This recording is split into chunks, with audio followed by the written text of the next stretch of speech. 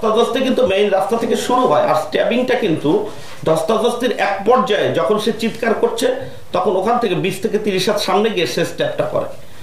তো আসলে স্ট্যাবিংটা করেছিল বাহার, বাট বাহার অনেক বেশি প্রফেশনাল।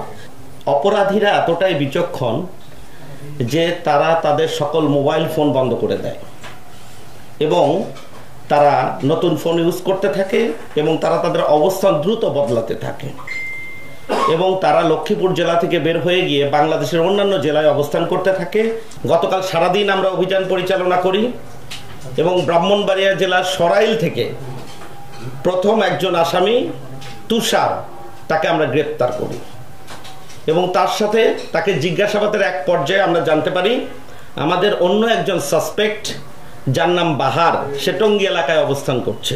তুষার এবং বাহার তাদের কিছু কথোপকথন এবং বেশ কিছু এভিডেন্স আমাদের কাছে আছে, ঘটনার সময় তাদের অবস্থান কোথায় ছিল এবং তারা কি কি করেছে তার আমাদের ডিজিটাল এভিডেন্সগুলো আমাদের কাছে আছে এবং তাদের কথা মতে আমরা এই ঘটনার যে তৃতীয় ব্যক্তি মোটরসাইকেলে থাকা 3 জন নাম মোবারক, তাকে আমরা রায়পুর থেকে গ্রেপ্তার করি এবং তাদের দেখানো মতো আমরা তাদের ব্যবহৃত মোটরসাইকেল যেটি হাত বদল হয়েছিল সেটি আমাদের রামগঞ্জ জেলার সীমান্ত যেটি চাঁদপুর জেলায় ঢুকে গেছে, সেখান থেকে আমরা আজকে সকালের দিকে সেটিও উদ্ধার করতে সক্ষম হই।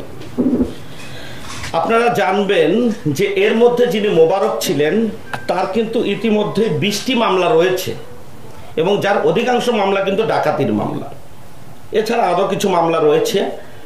আসামি বাহার, তারও আমরা 8টি মামলার সন্ধান পেয়েছি, যার মধ্যে দ্রুত বিচার আইনের মামলাও রয়েছে।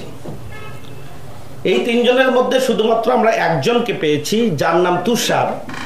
তিনি কিন্তু এই চক্রের একটি সদস্য হলেও তার কোনো মামলা নেই, কিন্তু তিনি নতুন এই চক্রের সদস্য।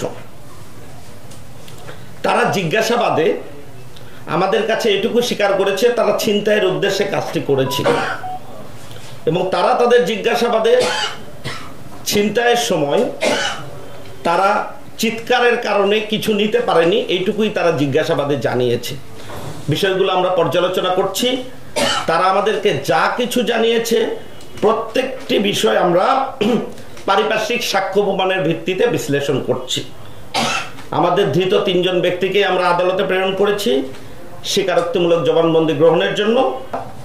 দেখব যে তারা আমাদের কাছে যে তথ্যগুলো দিল সেই তথ্যগুলো তারা গোপন করলো, তখন আমরা রিমান্ড চাবো। আমাদের রিমান্ড রেডি আছে, যদি প্রয়োজন হয় আমরা সাথে সাথে রিমান্ড দিব, আমাদের সেই প্রস্তুতি আছে।